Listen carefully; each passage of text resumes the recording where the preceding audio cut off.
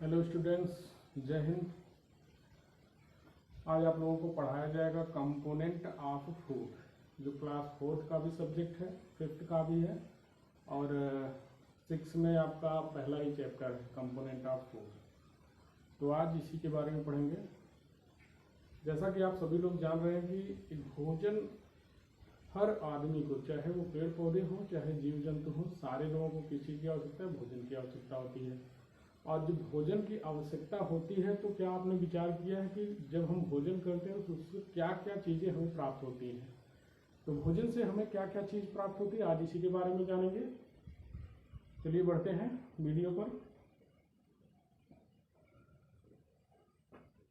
जब भी हम भोजन करते हैं तो हमें 5 पोषक तत्व भोजन से प्राप्त होते हैं, जिसमें पहला है कार्बोहाइड्रेट, दूसरा है फैट, तीसरा है प्रोटीन, चौथा है मिनरल्स और पांचवा लास्ट है विटामिन।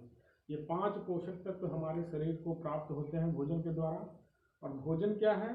जो ऐसी सारी चीज़ें जो हम खा सकते हैं, जो हमारे खाने के योग्य होती हैं, वो हम खाते हैं और उनमें एक रासायनिक कंपोनेंट मिला होता है, एक रासायनिक तत्व होता है। यही रासायनिक तत्व जो है ये भोजन के अवयव के रूप में 5 कंपोनेंट के रूप में हमें प्राप्त होते हैं। तो चलिए देखते हैं। सबसे पहला कंपोनेंट कार्बोहाइड्रेट, जो हमारे शरीर को प्राप्त होता है भोजन के द्वारा। तो यहाँ पर दिया है कार्बोहाइड्रेट।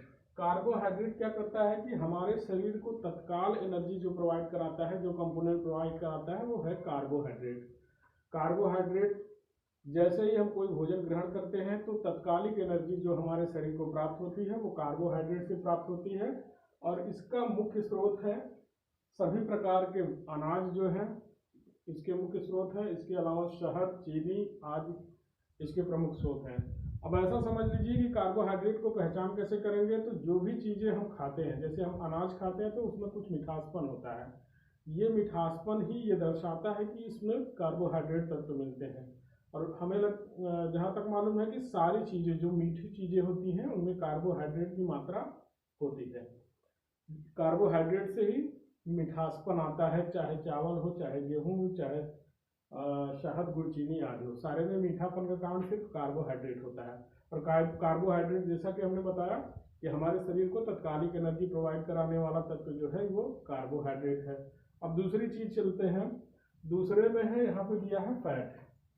तो फैट हमारे शरीर को क्या प्रोवाइड कराता है? फैट भी हमारे शरीर को एनर्जी प्रोवाइड कराता है। फैट से हमारे शरीर को एनर्जी मिलती है, लेकिन यह एनर्जी संचित एनर्जी के रूप में होती है। कहने का मतलब यह है कि जैसे कार्बोहाइड्रेट हमें तुरंत एनर्जी प्रोवाइड कराता है, ऐसे ही फैट एनर्जी प्रोवाइड कराता है, लेकिन ये फैट जो है संचित एनर्जी के रूप में हमारे शरीर में सेव रहता है। और यह तब तक खर्च नहीं होता जब तक कि हम मेहनत वाला काम ना करें। ये बहुत कठिनता से खर्च होता है फैट वाली एनर्जी। तो फैट वाली एनर्जी का मतलब आप लोग समझ गए होंगे कि संचित एनर्जी को ही फैट एनर्जी कहते हैं। जब हम मेहनत करते हैं तो ये एनर्जी हमारे शरीर से खत्म होती है, वेस्ट होती है। और अगर ज़्यादा फैट हो जाता है हमारे शरीर में, ज़्यादा संचित एनर्जी हो जाती है, तो इसका दुष्परिणाम होता है कि शरीर की जो है बॉडी का लेंथ जो है बहुत भारी भरकम हो जाता है, लंबी चौड़ी बॉडी हो जाती है और शरीर एकदम से मोटापा आ जाता है। तो ये बहुत ज़्यादा अधिक भी नहीं होना चाहिए फैट वाला सिस्टम। और इसका स्रोत, मुख्य स्रोत है घी, पनीर, तेल आदि। ये तैलीय चीज़ों में बहुत सारी मात्रा में पाए जाते हैं और इसीलिए कहा जाता है कि बहुत ज़्यादा तेल वाली चीज़ें नहीं खाना चाहिए। वो इसीलिए कहा जाता है कि आप मोटापा के शिकार हो सकते हैं। तो ये फैट एनर्जी हो गई। तीसरा भोजन का कंपोनेंट है प्रोटीन। अब प्रोटीन हमारे शरीर को क्या करता है? हमारे शरीर को प्रोटीन भी क्या करता है? शरीर की वृद्धि में सहायक होता है। जब हमारे शरीर को ग्रोथ होती है, जब हमारा शरीर बढ़ता है, तो उसमें अहम भूमिका प्रोटीन की होती है। और ये प्रोटीन मिलता कैसे है? ये प्रोटीन सभी प्रकार के बीज से, सभी प्रकार की दालों से मिलता है। इसके अलावा दूध से मिलता है, अंडे से मिलता है, सब्जियों से भी प्रोटीन मिलता है। तो इस तरह से ये प्रोटीन का स्रोत जो हो गया, दालें, दूध, अंडा, सोयाबीन। सोयाबीन में सबसे ज़्यादा प्रोटीन मिलता है।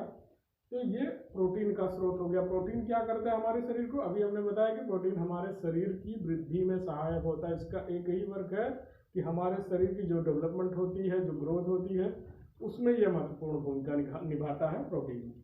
आगे चलते हैं। चौथा कंपोनेंट है खनिज। खनिज का नाम से ही स्पष्ट है कि ऐसा तत्व जो खनिज के रूप में पाया जाता है। जैसे अभी खनिज का मतलब ये हो गया कि आयरन हो गया, मैग्नीशियम हो गया, कैल्शियम हो गया, ठीक है। तो ये सारे तत्व भी हमारे शरीर को आवश्यक होते हैं। जैसे जब ब्लड सर्कुलेटरी सिस्टम में हमने पढ़ाया था आप लोगों को एक बार, उसमें बताया था कि कैसे ब्लड में आयरन होता है और ब्लड सर्कुलेशन चलता है। तो ये बात की बातें हैं। खनिज लवण में क्या है, आयोडीन भी है। हमारे शरीर को आयोडीन भी चाहिए होता है।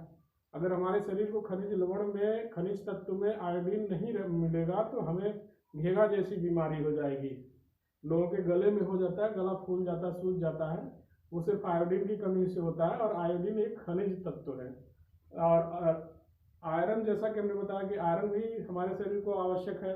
तो आयरन हरे पत्तेदार सब्जियों से मिलता है, अंडा से मिलता है। तो इन सब सारी चीज़ों से हमें आयरन प्राप्त होता है, वो भी खनिज के रूप में मिलता है। इसके अलावा कैल्शियम की भी हमारे शरीर को आवश्यकता होती है। जैसे बोन्स जब मजबूत होंगे तभी तो हम अच्छा कर पाएंगे, मेहनत कर पाएंगे। तो बोन्स की मजबूती के लिए कैल्शियम की आवश्यकता होती है। कैल्शियम भी एक खनिज तत्व है।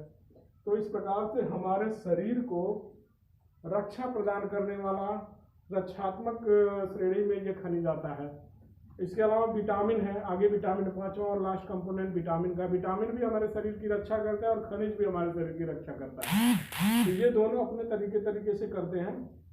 अब जैसे विटामिन क्या है, बहुत सारी विटामिन है। जैसे vitamin A, vitamin B, vitamin C, vitamin D, vitamin K, vitamin B complex, ये सारे विटामिन हैं जो हमारे शरीर को रोग से बचाता है। रोग प्रतिरोधक क्षमता को बढ़ाने का काम विटामिन का है, ठीक है।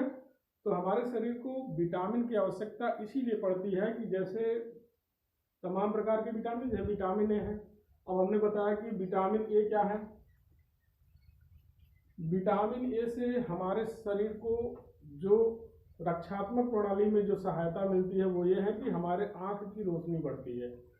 आँख की सारी सब बीमारियां जो है इसी विटामिन ए की कमी से होता है। तो विटामिन ए की कमी अगर हमारे शरीर में हो जाए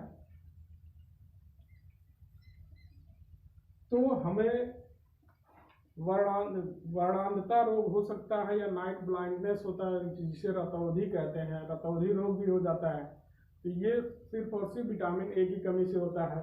और विटामिन ए मिलता कहाँ है, गाजर में, कैरेट में मिलता है, और बहुत सारी सब्जियों में, अंडे में भी मिलता है, दूध में भी मिलता है। ये विटामिन ए के स्रोत हैं। तो विटामिन ए की कमी अगर हो जाती है तो हमें कौन सा रोग हो जाता है, विटामिन ए की कमी से। आप लोग एकदम इम्पोर्टेंट चीज़ है, लिख लीजिए, विटामिन ए की कमी से हमें नाइट ब्लाइंडनेस रोग होता है, जिसे हिंदी में रतौंधी कहते हैं। वर्णांधता रोग भी एक जन्मजात रोग हालांकि है, लेकिन ये भी, जितनी भी आँख से संबंधित बीमारियां हैं वो सब विटामिन ए की कमी से होता है। तो विटामिन वाले चैप्टर में हमने पढ़ा दिया कि विटामिन ए की कमी से क्या होता है, रतौंधी। एक एक रोग लिख लीजिए, रतौंधी होता है। विटामिन बी की कमी से, विटामिन बी की कमी से होता है बेरी रोग होता है। एक ऐसा रोग होता है जो विटामिन बी की कमी से होता है। तो विटामिन बी की कमी से यहाँ पर लिख लीजिए बेरी रोग होता है।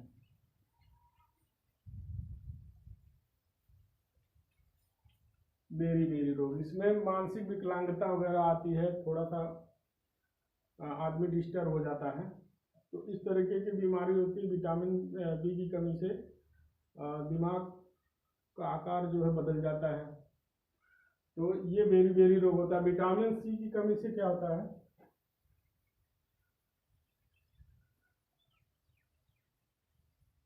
देखो विटामिन सी की कमी से जो है त्वचा से संबंधित रोग, जिसे स्कर्वी रोग कहते हैं। विटामिन सी की कमी से स्कर्वी रोग होता है। जैसे चमड़ी पे जितने भी फंगस वगैरह जो भी हैं ये सब आ जाते हैं, ये विटामिन ए की कमी से ही आते हैं। कुछ लोगों का चमड़ा गिरने लगता है। और चर्म से संबंधित जितने भी रोग होते हैं सब विटामिन सी की कमी से होते हैं। तो इसे स्कर्वी रोग भी कहते हैं। कभी कभी जिह्वा पर भी, किसी की जिह्वा कुछ अलग होता है, स्कर्वी रोग हो जाता है तो कलर उसका चेंज हो जाता है। तो त्वचा से संबंधित जितने भी रोग लिख लीजिए त्वचा से संबंधित रोग किसकी कमी से? विटामिन सी की कमी से। तो स्कर्वी रोग इसमें एक प्रमुख है, स्कर्वी रोग हो जाता है। अगला आता है विटामिन डी।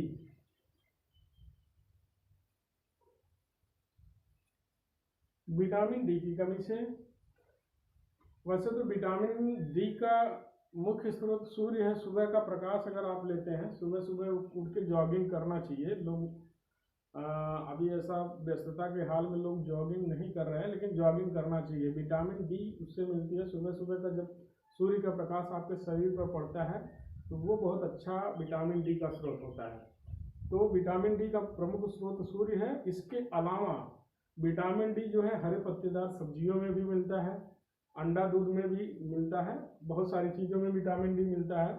और इस विटामिन डी की कमी से जो है हड्डियों से संबंधित रोग हमें हो जाता है, क्योंकि ये कैल्शियम को मजबूत करता है, हमारे हड्डियों को, हमारे बोन्स को जो है ये स्ट्रांग बनाता है विटामिन डी। तो विटामिन डी की कमी से हड्डियों से संबंधित रोग होता है।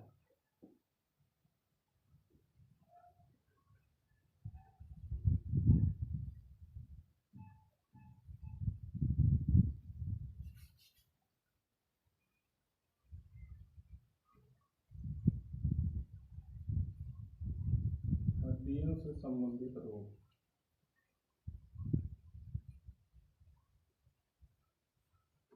ठीक है। इस तरह से ये सारी विटामिन के बारे में हमने बता दिया कि इन विटामिन की कमी से ये रोग होते हैं। अभी तक हमने आपको कंपोनेंट ऑफ फूड में क्या बताया कि भोजन के 5 कंपोनेंट होते हैं, 5 घटक होते हैं। कार्बोहाइड्रेट, फैट, प्रोटीन, मिनरल्स और विटामिन। ये 5 तत्व होते हैं जो हमारे शरीर को भोजन के द्वारा मिलते हैं। इसके अलावा हमारे शरीर को जल की भी आवश्यकता होती है। बिना जल के तो शरीर चल नहीं सकता, क्योंकि जल ही जीवन सब लोग जानते हैं। तो इन 5 कंपोनेंट के अलावा हमें जल की भी हमारे शरीर को आवश्यकता होती है। तो अभी जो भोजन में बताया गया 5 कंपोनेंट, भोजन के 5 कंपोनेंट बताए गए। सारे कंपोनेंट का हमने यहाँ पर वर्णन भी किया, बताया भी। इसके बाद हमने ये विटामिन, कौन सी विटामिन की कमी से कौन कौन सा रोग होता है, ये सारी चीज़ें बता दी हैं। बस आपका ये चैप्टर समाप्त होता है और नेक्स्ट वीडियो में मिलेंगे अगले चैप्टर के साथ। तब तक नमस्कार, जय हिंद।